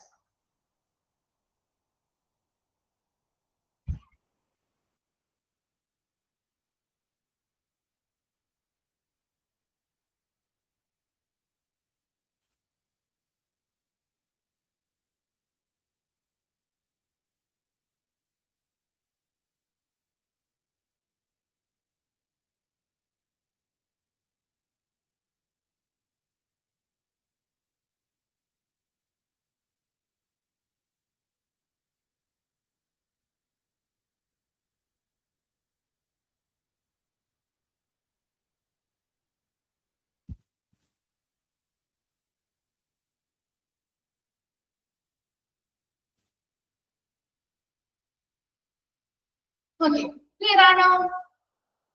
ഓക്കെ അല്ലേ? ഓക്കെ, നെക്സ്റ്റ് അപ്പോ ഡയഗ്നോസിസ് നമുക്കറിയാം, രോഗനിർണയം അല്ലെ, നമ്മൾ എപ്പോഴും യൂസ് ചെയ്യുന്ന ഒരു ടേം അല്ലേ. ഐഡന്റിഫിക്കേഷൻ ഓഫ് എ നിറവ്യത്യാസമാണ്, ഒരു ബ്ലൂയിഷ് കളർ ആവും സ്കിന്ന് കേട്ടോ, നിറവ്യത്യാസമാണ് കേട്ടോ, ബ്ലൂയിഷ് കളർ ആവുന്നത് നിറവ്യത്യാസം. ഓക്കെ, ഡയഗ്നോസിസ് എന്ന് പറഞ്ഞാൽ identification of a condition, disease or disorder by evaluating of symptoms, test and other factors. അപ്പൊ നമ്മൾ രോഗനിർണയം നടത്തുക എന്നതാണ് ഡയഗ്നോസിസിന്റെ അർത്ഥം അല്ലെ. രോഗനിർണയം എന്ന് പറയുമ്പോൾ ആ ഒരു വ്യക്തിയുടെ സിംറ്റംസ്, ലക്ഷണങ്ങള് വിലയിരുത്തുന്നു, ടെസ്റ്റുകൾ, പലതരത്തിലുള്ള പരിശോധനകൾ നടത്തുന്നു, മറ്റു പല ഘടകങ്ങളും ഒക്കെ വിലയിരുത്തിയിട്ട് ആ ഒരു ഡിസീസ് കണ്ടീഷൻ, ആ ഒരു രോഗാവസ്ഥയെ കണ്ടെത്തുന്നു. അല്ലെങ്കിൽ ഏതാണ് അവരുടെ രോഗാവസ്ഥ, എങ്ങനെയാണ്, എന്താണ് രോഗാവസ്ഥ, ഏത് രോഗമാണ്, അല്ലെങ്കിൽ ഏത് വൈകല്യമാണ്, അല്ലെങ്കിൽ ഏത് ഡിസോർഡർ ആണ് അവർക്കുള്ളത് എന്ന് കണ്ടെത്തുന്നതിനെയാണ്, രോഗം നിർണ്ണയിക്കുന്നതിനെയാണ് ഡയഗ്നോസിസ് എന്ന് പറയുന്നത്. ഇത് പിന്നെ കൂടുതൽ എക്സ്പ്ലെയിൻ ചെയ്യുന്ന കാര്യമില്ല, നമ്മൾ എപ്പോഴും യൂസ് ചെയ്യുന്ന ഒരു ടേം തന്നെയാ അല്ലെ, രോഗനിർണയം. അത് എന്തിനു വേണ്ടിയാ? ആ ഒരു പേഷ്യന്റിന്റെ ലക്ഷണങ്ങള്, അവർക്ക് പലതരത്തിലുള്ള ലക്ഷണങ്ങൾ ഇവാലുവേറ്റ് ചെയ്യുന്നു, പലതരത്തിലുള്ള പരിശോധനകൾ നടത്തുന്നു, പല ഫാക്ടേഴ്സും ഇവാലുവേറ്റ് ചെയ്ത് അവരുടെ ആ ഒരു രോഗാവസ്ഥ ഏതാണ്, ഏത് രോഗമാണ്, അല്ലെങ്കിൽ ഏത് ഡിസോർഡർ ആണ് അവർക്കുള്ളതെന്ന് കണ്ടെത്തുന്നു. ത്രോംബോസിസ് എന്ന് പറഞ്ഞാൽ ബ്ലഡ് ക്ലോട്ട് എവിടെയാ? വിത്തിൻ എ ബ്ലഡ് വെസൽ, ഒരു ബ്ലഡ് വെസലില് ബ്ലഡ് ക്ലോട്ട് ഉണ്ടാകുന്ന, രക്തം കട്ട പിടിക്കുന്ന ഒരു ക്ലോട്ട് ഉണ്ടാകുന്ന ഒരു അവസ്ഥയാണ് ത്രോംബോസിസ് എന്ന് പറയുന്നത്. That affect normal blood flow. ഏത് ബ്ലഡ് വെസലിലാണോ ഈ ബ്ലഡ് ക്ലോട്ട് ഉണ്ടാകുന്നത്, ആ ബ്ലഡ് വെസലിലൂടെയുള്ള ഒരു നോർമൽ ബ്ലഡ് ഫ്ലോയെ ഇത് ബാധിക്കുകയും ചെയ്യും. അപ്പൊ ഒരു ബ്ലഡ് ക്ലോട്ട് ഉണ്ടായ സ്വാഭാവികമായിട്ടും അതിന്റെ നോർമൽ ആയിട്ടുള്ള ബ്ലഡ് ഫ്ലോ തടയാം അല്ലെ, അല്ലെങ്കിൽ നോർമൽ ആയിട്ടുള്ള ബ്ലഡ് ഫ്ലോ ഉണ്ടാവുന്നില്ല. എഡിമ, എന്താണ് oedema? swelling caused by fluid accumulation. അതെ, ഒരു നീര് വെക്കുന്ന അവസ്ഥ. എന്താണ് നമ്മൾ പറയാറില്ല, നമ്മൾ കാലിലൊക്കെ നീര് വെക്കുന്നത് ഡോക്ടേഴ്സ് പറയും അത് എഡിമയാണെന്ന് പറയും. അതായത് അവിടെ എന്തെങ്കിലും ഫ്ലൂയിഡ്സ് ആ ഒരു ഭാഗത്ത് സ്വെല്ല് ചെയ്യാണ്, വീർക്കുന്നത് അല്ലെങ്കിൽ സ്വെല്ല് ചെയ്യുന്ന ഒരു അവസ്ഥയാണ്. caused by fluid accumulate ചെയ്തുകൊണ്ടാണ് ആ ഒരു വീക്കം അല്ലെങ്കിൽ ആ ഒരു നീര് വെക്കുന്ന ഒരു അവസ്ഥ ഉണ്ടാകുന്നത്. then embolus, എന്താണ് embolus? നമ്മൾ പഠിച്ചിട്ടുണ്ട് embolus എന്നുള്ള വേർഡ് അല്ലെ. ബ്ലഡ് ക്ലോട്ട്, ഒരു ബ്ലഡ് ക്ലോട്ട് ആവാം, അല്ലെങ്കിൽ ഒരു air bubble or other obstruction blocking blood flow in the affected blood vessels. ഏത് ബ്ലഡ് വെസലിനെയാണോ ഇത് ബാധിക്കുന്നത്, ആ അഫക്ട് ചെയ്തിരിക്കുന്ന ബ്ലഡ് വെസലില് ഒന്നില്ലെങ്കിൽ ഒരു ബ്ലഡ് ക്ലോട്ട് ആവാം, അല്ലെങ്കിൽ ഒരു എയർ ബബിൾ ആവാം, അല്ലെങ്കിൽ മറ്റെന്തെങ്കിലും തടസ്സങ്ങളും ഉണ്ടായിട്ട് അതിലൂടെയുള്ള ആ ഒരു ബ്ലഡ് ഫ്ലോയെ ഒബ്സ്ട്രക്ട് ചെയ്യുന്ന അല്ലെങ്കിൽ തടയുന്ന ഒരു അവസ്ഥയാണ് എംബോളസ് എന്ന് പറയുന്ന കണ്ടീഷൻ. ഫ്രാക്ചർ, നമുക്കറിയാലോ ഫ്രാക്ചർ നമ്മൾ എപ്പോഴും യൂസ് ചെയ്യാറുള്ളതാണ് അല്ലെ. പൊട്ടല് എന്താണ്? ബ്രോക്കൺ ബോൺസ് ആണ്. ബോൺസ് അല്ലെങ്കിൽ അസ്ഥികള് ഒടിഞ്ഞൊരവസ്ഥയാണ് ഫ്രാക്ചർ എന്ന് പറയുന്നത്. That ranges from crack to a complete break. ചിലപ്പോൾ ചെറിയ രീതിയിലുള്ള പൊട്ടലേ ഉണ്ടാവുള്ളൂ അല്ലെ, ക്രാക്ക് ചെറിയ രീതിയിലുള്ള ഒരു പൊട്ടലേ ഉണ്ടാവുള്ളൂ. ആ ടു എ കംപ്ലീറ്റ് ബ്രേക്ക്, ചിലപ്പോൾ പൂർണ്ണമായിട്ട് ഒരു ഒടിവ് വന്ന അവസ്ഥ വരെയും ഈ ഫ്രാക്ചർ എന്നതിൽ ഉൾപ്പെടുന്നുണ്ട് കേട്ടോ. ഇത്രയും ടേംസ് ഒന്ന് അടുത്ത ക്ലാസ്സിൽ വരുമ്പോൾ, നെക്സ്റ്റ് ക്ലാസ്സിൽ വരുമ്പോൾ ഫ്രാക്ചർ വരെ ഒന്ന് വായിച്ചിട്ട് വരാം. എന്തെങ്കിലും ഡൗട്ട് ഉണ്ടെങ്കിൽ അടുത്ത ക്ലാസ്സിൽ മിസ്സിനോട് ചോദിക്കാം കേട്ടോ. നാളെ ഉണ്ട്, അപ്പൊ നാളെ ചോദിച്ചാൽ മതി കേട്ടോ. Okay, thank you.